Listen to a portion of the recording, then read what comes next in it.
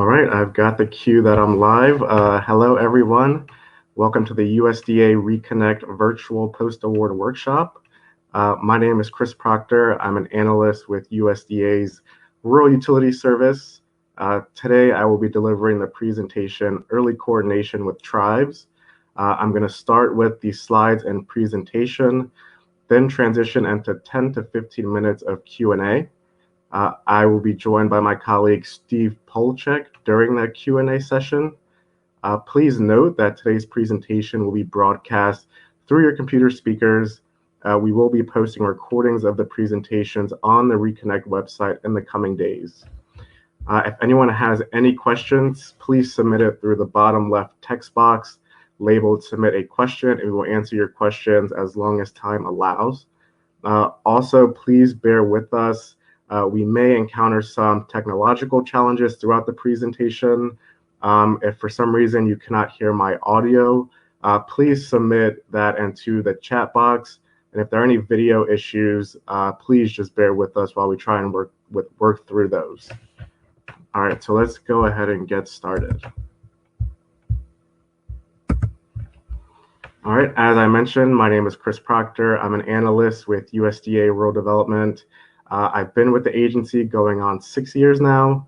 I started with our rural business service, doing some community development and place-based work with tribes. I continued that work with our innovation center.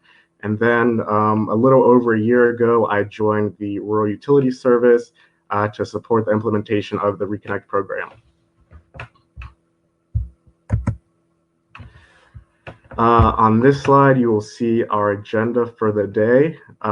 We're going to do a quick introduction to rural development, talking about the structure and the different roles. Some of these folks who I want to highlight you may have already interacted with, some you may have not interacted with yet. We will do a quick intro to Indian country and tribal lands. We're going to highlight some regulatory requirements, whether you are serving tribal lands or inadvertently impacting tribal lands. Some of this will sound familiar from the NEPA and Section 106 presentations you attended last week, but we'll dig into that a little more. To wrap up, we'll have some recommendations and then share some tribal-specific resources.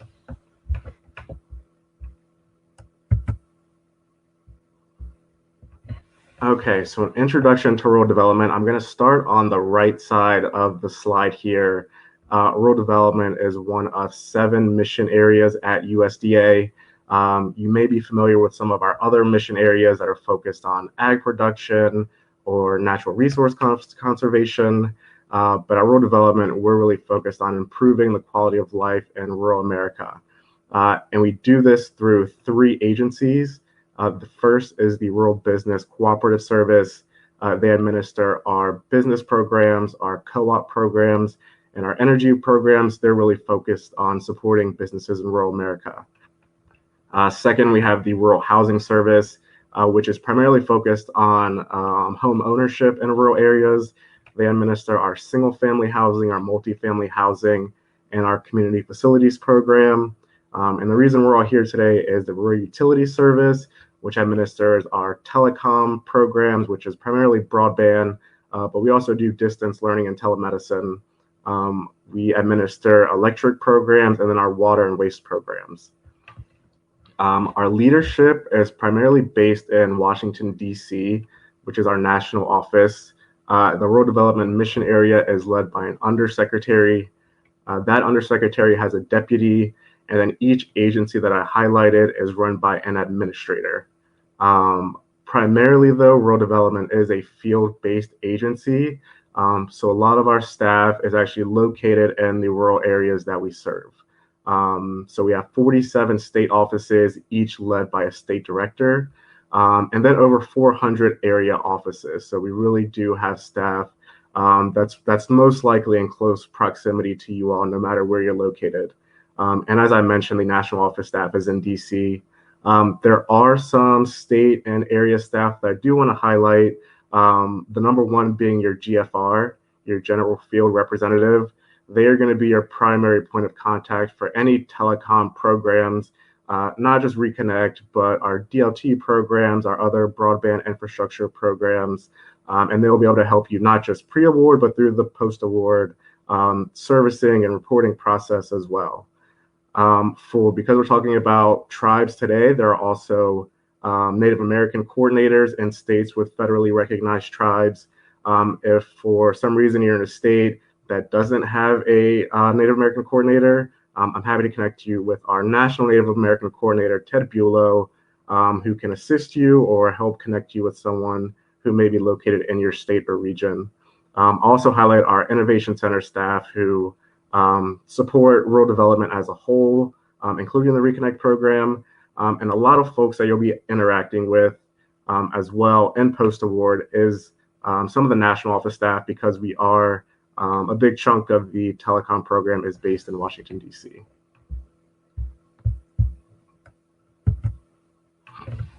Okay, so this is a great map that I don't think many people get the opportunity to see.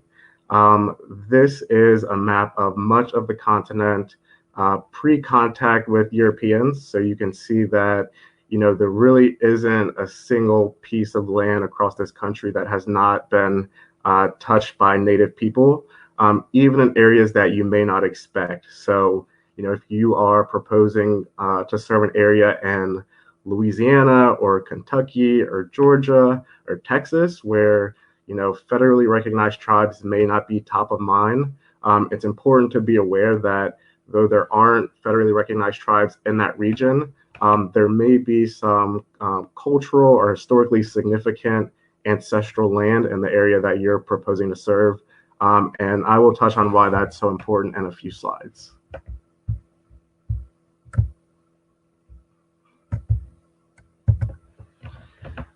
Okay, so the next two slides are actually a map of trying to the 2010 census.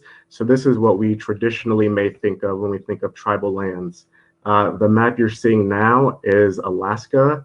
I just want to note that 40% of federally recognized tribes are located in the state of Alaska. And so whenever you're proposing a project in the state of Alaska, that's something to be cognizant of. The next map I'm going to pull up are the lower 48 states. You can see there's a pretty big concentration of tribes in the Midwest, the Southwest, and the western part of the state. You don't really see too much on the eastern or the northeast part of the country, but you can see the stark difference between this map and the ancestral tribal lands map. And so what I really want to drive home is that you may be in an area where you don't think you could be impacting tribal land, but you could be impacting ancestral tribal land, which is incredibly important and something that you want to know really before you propose your project, but it's really going to affect you post-award as well.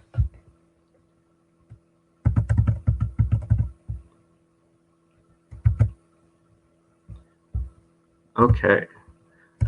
So as you are all probably familiar with, through the ReConnect application process, if you are proposing to serve tribal lands, there is a requirement to submit a letter from tribal leadership saying that they are in support of the project, which is extremely important.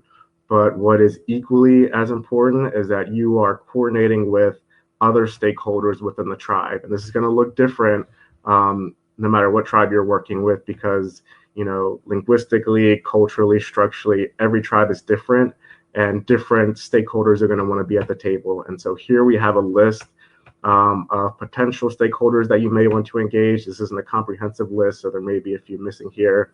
But elected tribal leaders, your Tribal Historic Preservation Office, the Tribal IT Department, Tribal Economic Development staff, tribal utility staff, other tribal programs, tribal members. You don't want to get to a point in your project where just the person who signed that letter is supportive of the project and all of these other entities are not supportive of the project. That can, really put a huge delay on the timeline that you've set forth for your project. So it's important to remember communication is key, and just coordinating with all these different entities is really going to be important, as you're working on your application and after you've submitted your application.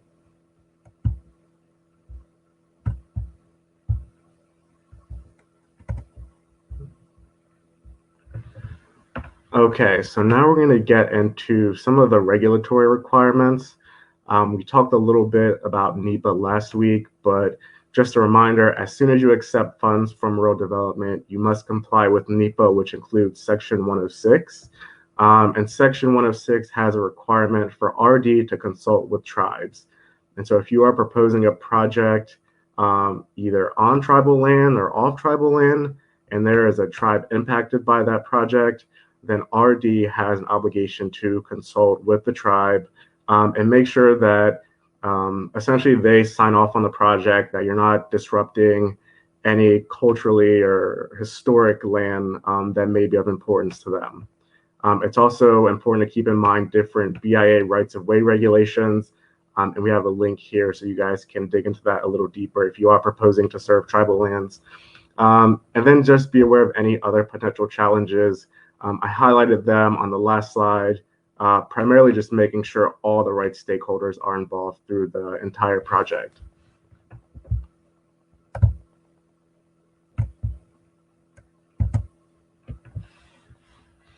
All right, so I think this slide here really ties everything together.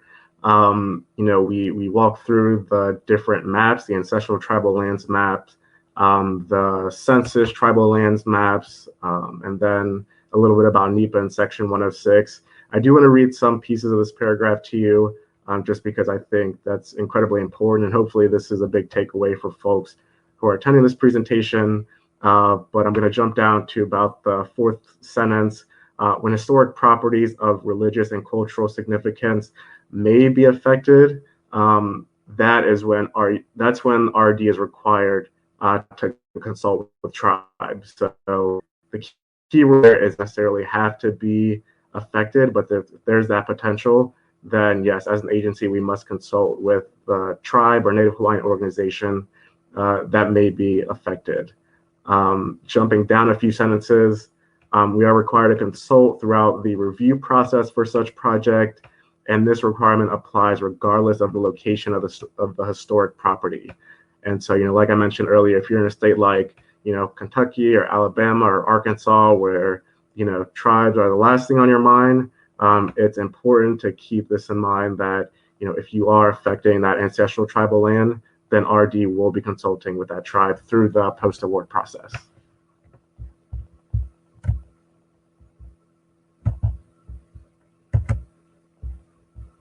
All right, so we've got a few recommendations here to mitigate any issues that an applicant may come across. We are gonna really ask you to utilize RD staff expertise.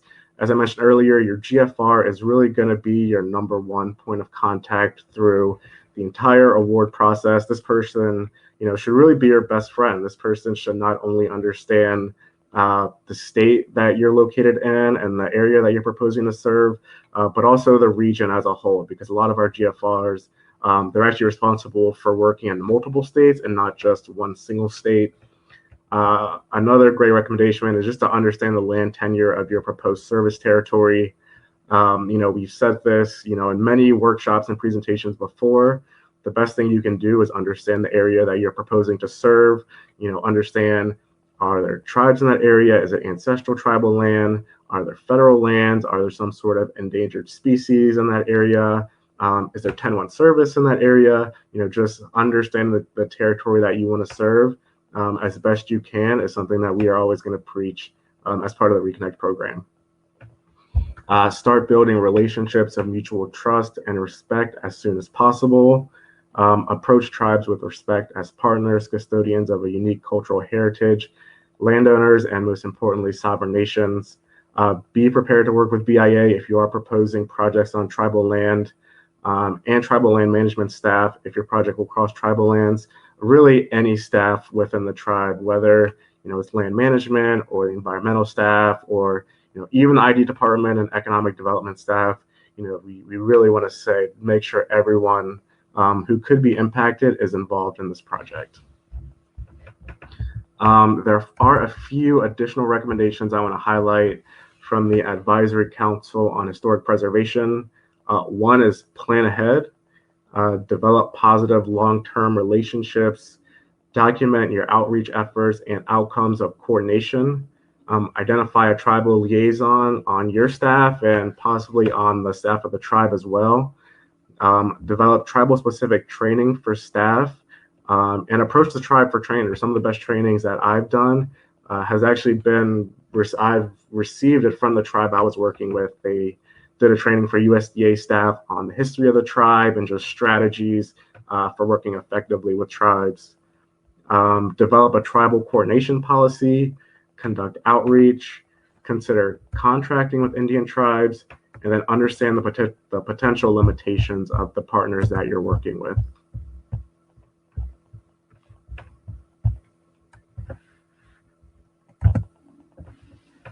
All right, we've got a few tribal-specific resources here. The Advisory Council on Historic Preservation has some great online training resources. They also have an early coordination handbook that I highly recommend. HUD has a tribal directory assessment tool. This was actually mentioned in one of last week's presentations as well. This will give you a sense of, the project and the area that you're proposing to serve. Are there any tribes or ancestral tribal lands in that area? That's a great starting point, as well as connecting with your GFR. And then lastly, we have some of the RD regulations and guidance. Part 1970 are environmental policies and procedures. And then subpart H, which is historic and cultural resources instructions. So all of these I highly recommend folks taking a look at. So this presentation is one of 3 that are happening today. I encourage folks to join the later 2 that are happening. One is at 1 Eastern time, and that's the management analysis profiles. And then the second is happening at 2 p.m. Eastern time, which is reporting requirements. All right, so at this point, I'm going to transition into the Q&A portion of our webinar. I'm going to read the questions aloud and then go ahead and answer those questions. My colleague Steve Polchek will also be helping me with answer some of those questions. So bear with me as I review the questions that have been submitted and start to organize them in my queue. And again, as a reminder, there's a chat box in the bottom left corner of your screen where you can go ahead and start inputting your questions. So just give me a second while I pull up our questions.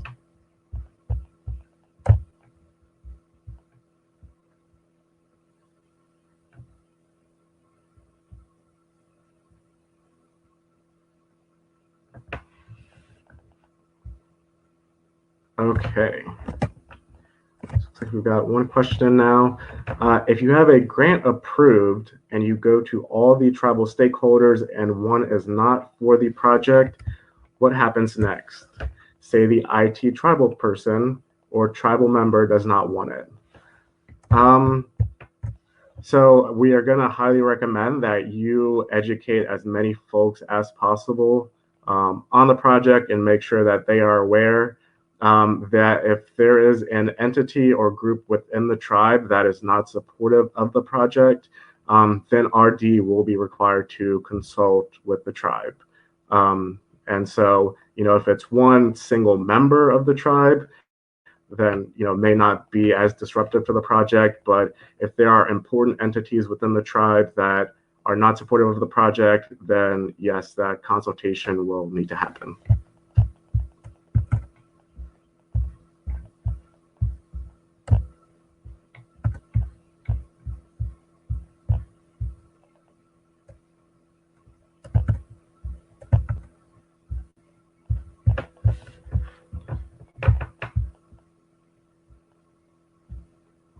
All right, at the moment, that is the only question that we have in the queue. Folks, feel free to submit any additional questions that you might have for myself or Steve. I know we answered a lot of questions during the NEPA and Section 106 presentations last week. But if you do have any questions on those topics, please feel free to submit them, or just any questions in general about, the ReConnect program or anything that may be required of tribes. Okay, we've got another question coming in. Just to make sure I heard you correctly, we need a letter of support from a tribal leader in addition to the cultural contact listed in the TDAT tool. So yes, if you are proposing to serve tribal land, you will need a letter of support from tribal leadership. As far as the cultural contact listed in the TDAT tool, I think that is more, Steve is probably better positioned to answer that question. So we will come back to that as soon as I turn it over to Steve. But yes, you'll absolutely need that letter of support from tribal leadership.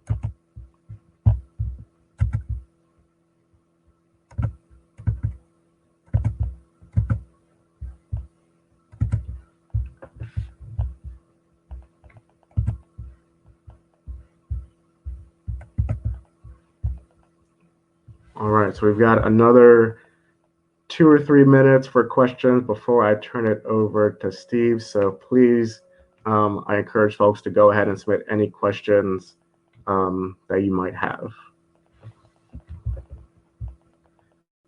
All right, we've got another question in. What is required if no response is received from the tribe? So if you provide all the documentation that's required through the ReConnect program, and there is no, well, I actually want to make sure I understand this question completely before I answer. The question is, what is required if no response is received from the tribe? If you are proposing to serve tribal land, then yes, you do need that. If you are not proposing to serve tribal land, then that won't be an issue at all. But yeah, I would highly recommend, if you need that letter to serve tribal land, make sure you're working with your GFR, your Native American coordinator in your state, to make sure that, if you can't connect directly, you kind of have that intermediary there to help you connect with the right person within the tribe.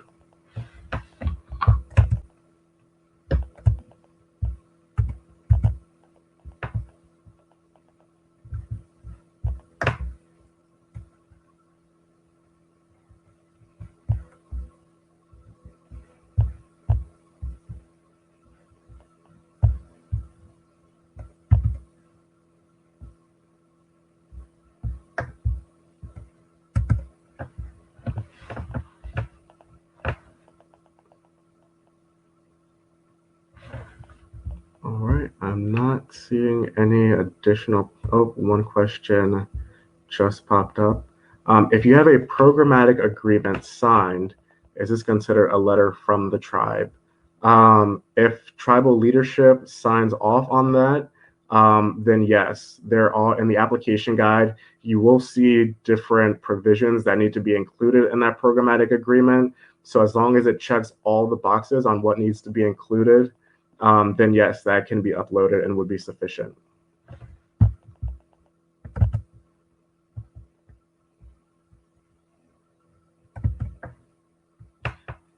All right, so we have a hard stop time at 12:30 Eastern, so I am going to turn it over to Steve to answer some of the more technical questions that we received. Steve, so I'm going to turn it over to you now.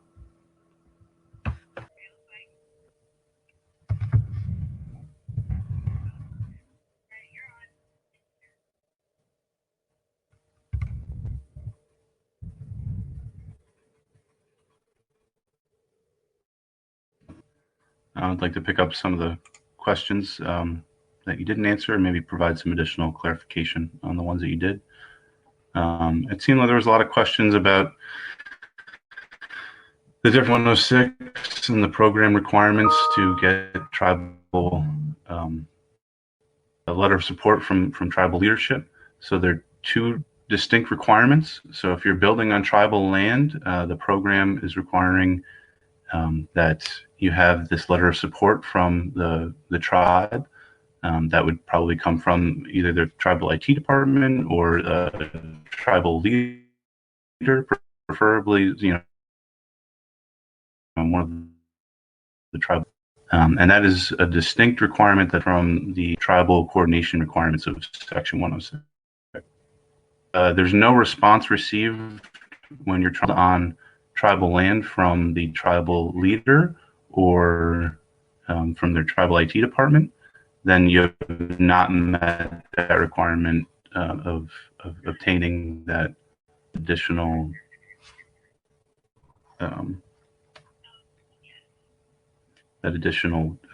letter of support. If you're new the land, then there is no requirement to have the tribal letter of support, but you will be required to complete the Section 106 process, which includes reaching out to tribes that have an interest in any given area. And the way USDA determines which tribes have an interest is Housing and Urban Development's Tribal Directory Assessment Tool, or TDAT. And the website for that is online and in our guidance through the Section 106 EQ and other guidance website. There were some additional questions about programmatic agreements. A programmatic agreement is not the same as a letter of support from the tribe. If you've gotten as far as coordinating a programmatic agreement with the SHPO, really takes quite a bit of coordination. I would assume that somewhere in that coordination period, you've gotten buy-off from the tribal leaders to cross their tribal land.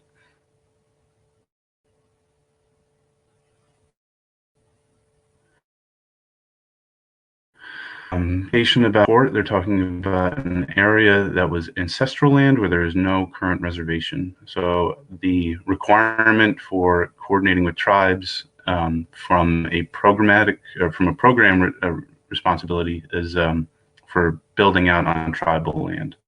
So if it's just an area that a tribe attributes significance to, then and it's not reservation land, it's not controlled by the tribe, then I don't believe that that you need to satisfy that programmatic requirement. But the Section 106 compliance will still need to be completed. We're running out of time. There was one question about the current round, and in addition, anyone that's still in round one that is coordinating with tribes. Due to initiation, those letters have a 30-day response window. The ACHP, the Advisory Council on Historic Preservation, has issued some guidance about being flexible. Agencies are to be flexible in enforcing or holding tribes and SHPOs to that 30-day response time. It is completely, so we will look at that on a case-by-case basis as we move through this current turn of events as far as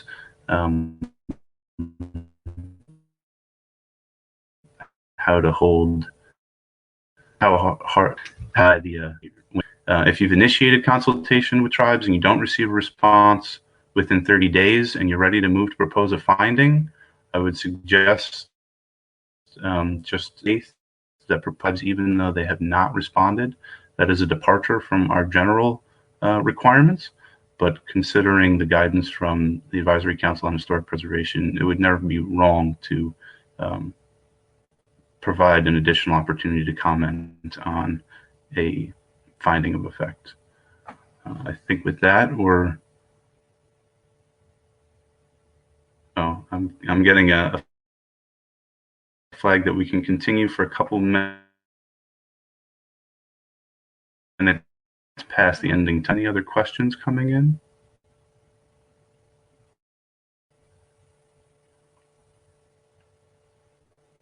Give it a few more moments.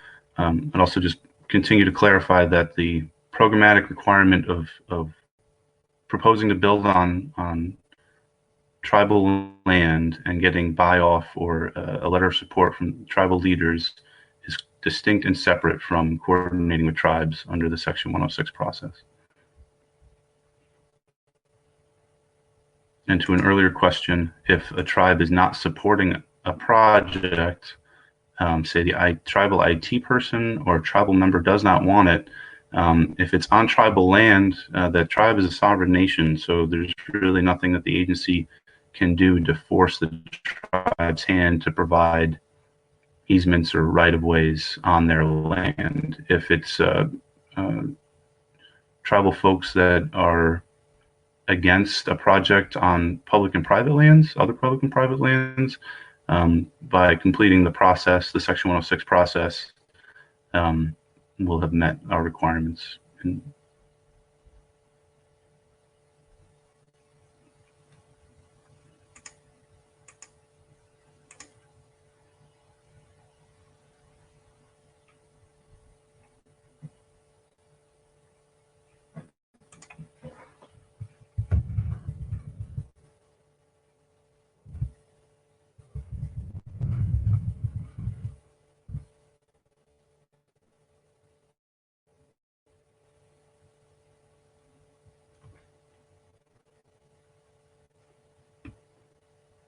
Okay, as no additional questions have come in, I'd just like to thank everyone for joining us. As Chris mentioned, there's a couple more sessions, management and analysis profile session today at 1 and at 2, reporting requirements session. If you have any other questions, please continue to utilize the ReConnect Help Desk, RUS staff, field accountants, GFRs, etc. Thank you very much for joining us.